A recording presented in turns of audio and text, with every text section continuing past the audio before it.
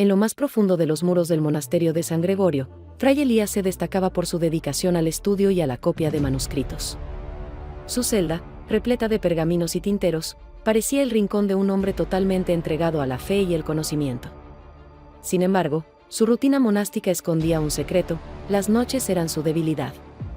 Cuando el eco de las campanas se apagaba y la oscuridad reinaba, Elías encontraba refugio en los excesos de la comida, la bebida y la risa compartida con otros monjes.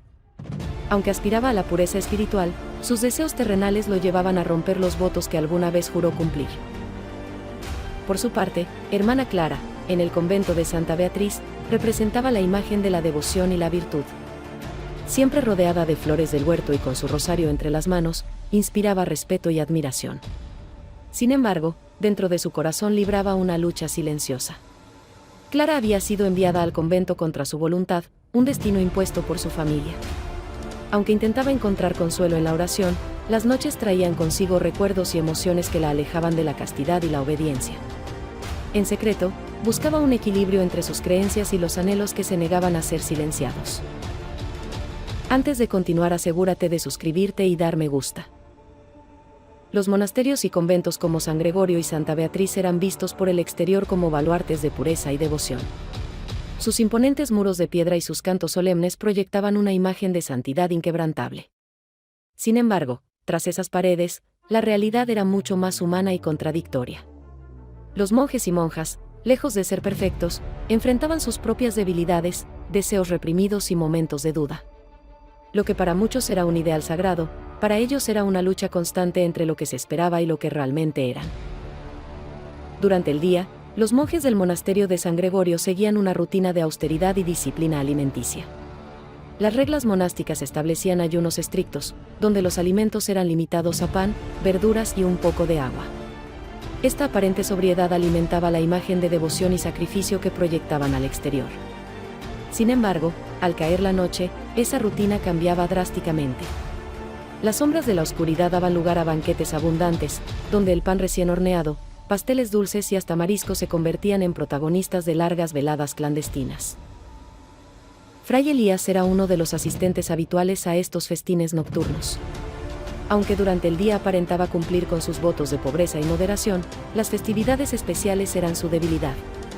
En esas noches, la cerveza y el vino corrían como ríos, y el sonido de las risas llenaba los pasillos del monasterio. Los monjes, alejados de las miradas vigilantes, disfrutaban de una libertad momentánea donde las normas parecían desvanecerse. Entre bocados y tragos, Elías se permitía olvidar, aunque fuera por unas horas, las tensiones de su vida monástica. Con el tiempo, los excesos comenzaron a notarse en los cuerpos de los monjes. Fray Elías, como muchos de sus hermanos, no era un hombre delgado. Los festines constantes y la falta de actividad física típica de la vida monástica contribuyeron a que el sobrepeso fuera común entre ellos. Este fenómeno era tan evidente que algunos registros históricos mencionan monasterios donde cada monje consumía el equivalente a 1,5 barras de pan al día. Lejos de ser un reflejo de disciplina, el consumo excesivo de alimentos se convirtió en un tema incómodo, aunque raramente reconocido por las autoridades religiosas. Pero la comida no era lo único que hacía especiales estas noches. Las borracheras eran un ingrediente común en los festines, donde el vino y la cerveza, elaborados por los propios monjes, alcanzaban una calidad insuperable. En estos momentos de relajación, las historias subidas de tono y los chistes irreverentes tomaban protagonismo. Los monjes, guardianes de la fe durante el día, se transformaban en hombres comunes al amparo de la noche. Estas escenas, aunque escandalosas, reflejaban una humanidad que a menudo quedaba oculta tras los muros de piedra y los hábitos religiosos. La vida de Fray Mateo transcurría en su mayoría frente a un escritorio austero, bajo la tenue luz de una vela. Su tarea principal era copiar manuscritos sagrados, línea tras línea, palabra tras palabra, en un ejercicio monótono que exigía paciencia y precisión.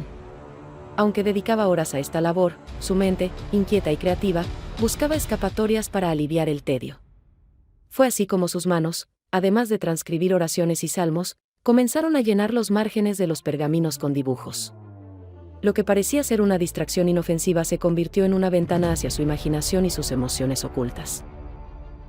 Los márgenes de los manuscritos de Fray Mateo se convirtieron en un universo paralelo, poblado por criaturas y escenas que desafiaban la seriedad de los textos religiosos. Conejos guerreros blandiendo espadas, caracoles en batallas épicas y elefantes en situaciones absurdas eran solo algunos de los protagonistas de estas ilustraciones. A primera vista, estos dibujos podían parecer simples actos de humor, pero al observarlos con detenimiento, revelaban significados más profundos. Representaban frustraciones, deseos reprimidos e incluso críticas veladas a la estricta vida monástica. Entre los dibujos de Fray Mateo, algo aún más curioso comenzó a emerger: pequeños símbolos que hoy podríamos identificar como los primeros emoticones. Rostros con expresiones de alegría, tristeza o enojo aparecían discretamente entre los márgenes. Estas figuras, aunque rudimentarias, eran una forma de expresar emociones que las palabras escritas no podían transmitir. En un entorno donde la comunicación emocional estaba limitada por la rigidez de las reglas, estos pequeños dibujos se convirtieron en una herramienta poderosa para liberar sus pensamientos más íntimos. Los superiores del monasterio, aunque notaban las ilustraciones, solían mirar hacia otro lado, quizás considerando que eran una distracción menor en comparación con otros excesos. Sin embargo, los márgenes decorados de Fray Mateo y otros monjes creativos revelaban un lado más humano de la vida monástica. En cada trazo, quedaba impresa la lucha interna de un hombre que, aunque comprometido con su fe, no podía escapar del deseo de expresión y libertad. Así, estos dibujos, lejos de ser simples garabatos, se convirtieron en un testimonio de la humanidad escondida tras los muros del monasterio. Hermana Clara, envuelta en el halo de solemnidad que su hábito proyectaba, vivía en un constante conflicto entre sus votos de castidad y los impulsos que no podía reprimir. En las noches más tranquilas, cuando el monasterio parecía estar dormido, Clara encendía discretamente una vela en su ventana. Este pequeño gesto, aparentemente inocente, se había convertido en un lenguaje secreto, una señal que los hombres del pueblo entendían a la perfección. Bajo la cubierta de la oscuridad, se daban encuentros clandestinos que desafiaban las rígidas normas impuestas por la Iglesia. Estos encuentros no eran simples charlas furtivas. Hermana Clara, como muchas otras monjas atrapadas en los muros del convento, buscaba algo más que compañía, buscaba una conexión humana que le diera sentido a su existencia. Los hombres locales, atraídos por el misterio y la audacia de estas mujeres, llegaban a las murallas del convento con el mismo anhelo. Las reuniones nocturnas, escondidas bajo capas de secretismo, se transformaban en pequeños actos de desafío, donde la represión daba paso a una libertad efímera. En paralelo, el monasterio contaba con una institución conocida como la Casa de Magdalena, un espacio supuestamente destinado a la purificación espiritual de mujeres consideradas de mala reputación. Sin embargo, la realidad era mucho más compleja.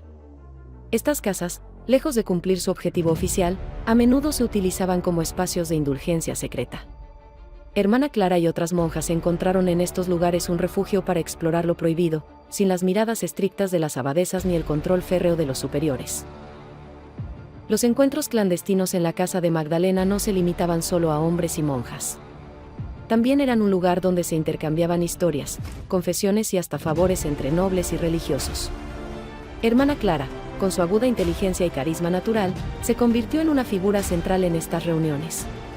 En un entorno donde las mujeres tenían pocas oportunidades para ejercer poder, Clara utilizó estos espacios como una forma de resistencia, estableciendo alianzas y ganando influencia más allá de lo permitido por las reglas monásticas. Pero estos actos de rebeldía no estaban exentos de riesgos. La constante vigilancia de las autoridades eclesiásticas amenazaba con descubrir las actividades de Hermana Clara y sus hermanas. Si bien los superiores preferían a menudo mirar hacia otro lado, los rumores sobre estas escapadas crecieron con el tiempo. Clara, consciente del peligro, aprendió a moverse con cautela, utilizando códigos y señales que garantizaban la discreción.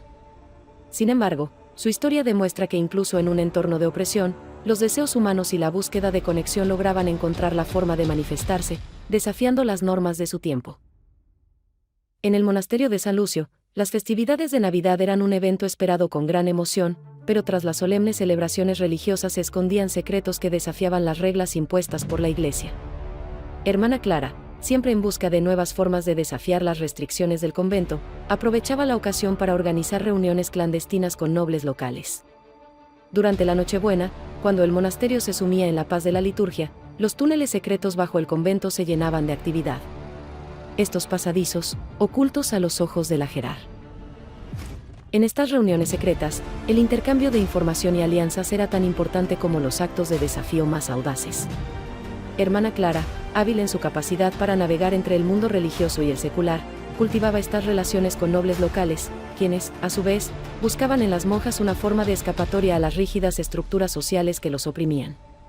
Las conversaciones, inicialmente sobre política y temas banales, pronto se tornaban en confesiones más personales y en algunos casos, en planes que iban más allá de la mera camaradería.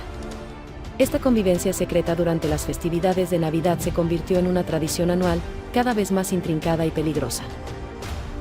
La idea de rebeldía no solo se manifestaba en estos encuentros clandestinos, sino también en el ámbito intelectual.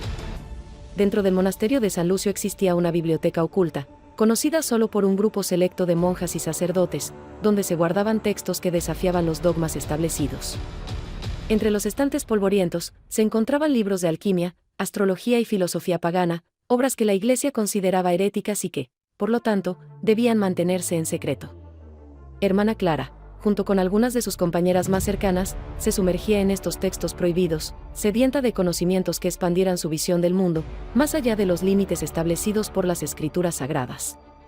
Estos conocimientos no solo representaban un desafío intelectual, sino también una forma de resistencia contra el control eclesiástico. El uso de estos textos prohibidos en las festividades navideñas se volvía aún más significativo. A medida que la iglesia celebraba la misa oficial, un grupo de monjas se retiraba en silencio a sus habitaciones, donde las velas y los cánticos se combinaban con la lectura de estos libros ocultos. Durante la Navidad, los rituales secretos que involucraban símbolos astrológicos y alquímicos cobraban vida, llevando a las monjas a realizar ceremonias que combinaban prácticas cristianas con influencias de cultos paganos. Las velas se disponían en círculos, y las invocaciones, aunque aparentemente religiosas, contenían referencias a antiguos dioses y fuerzas de la naturaleza, que para ellas representaban la búsqueda de una sabiduría prohibida. La mezcla de rituales paganos y cristianos era una práctica arriesgada. Las autoridades religiosas, aunque a menudo distraídas por las festividades, no eran ajenas a los murmullos que comenzaban a surgir sobre estos actos. Sin embargo, la comunidad del monasterio de San Lucio, aunque consciente del riesgo de ser descubierta, continuaba con sus prácticas subterráneas, desafiando las normas que la Iglesia había impuesto sobre ellos. La Navidad, lejos de ser solo una celebración religiosa, se convertía en una ocasión para reafirmar su independencia, tanto espiritualmente como políticamente, al igual que un espacio para la búsqueda de poder dentro de los límites establecidos. En la quietud de las noches navideñas, cuando la nieve cubría el monasterio y el sonido de las campanas de la iglesia marcaba las horas, las monjas continuaban con sus rituales, adentrándose en un mundo paralelo donde la luz de las velas y los antiguos textos revelaban secretos mucho más profundos que las enseñanzas oficiales. Hermana Clara, siempre astuta, veía en estas ceremonias no solo una forma de resistir a la autoridad eclesiástica, sino una oportunidad para forjar una identidad propia, un lugar donde la fe y el conocimiento antiguo pudieran coexistir sin restricciones. Abadesa Sofía era una mujer con un carácter indomable, conocida tanto por su devoción a la fe como por su capacidad para desafiar las normas impuestas por la autoridad eclesiástica. A pesar de los estrictos controles del obispo local, que intentaba imponer su dominio sobre todos los monasterios de la región, Sofía logró crear un espacio dentro de su convento donde las mujeres no solo podían vivir según sus creencias, sino también desafiar las expectativas que la sociedad y la Iglesia tenían sobre ellas.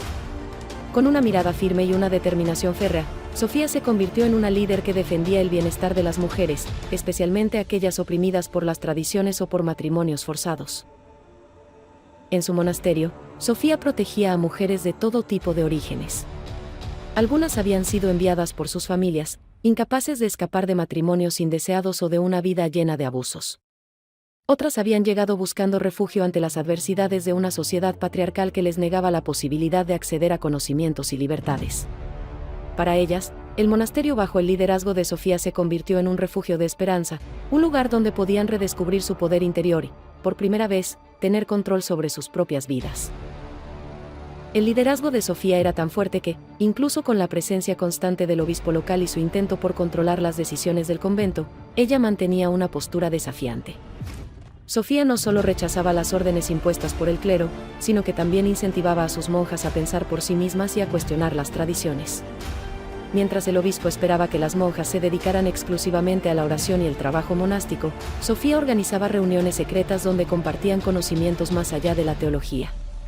Estos encuentros se convirtieron en un punto de resistencia intelectual, donde las mujeres podían aprender unas de otras, fortalecer su vínculo y, lo más importante, adquirir poder a través del conocimiento.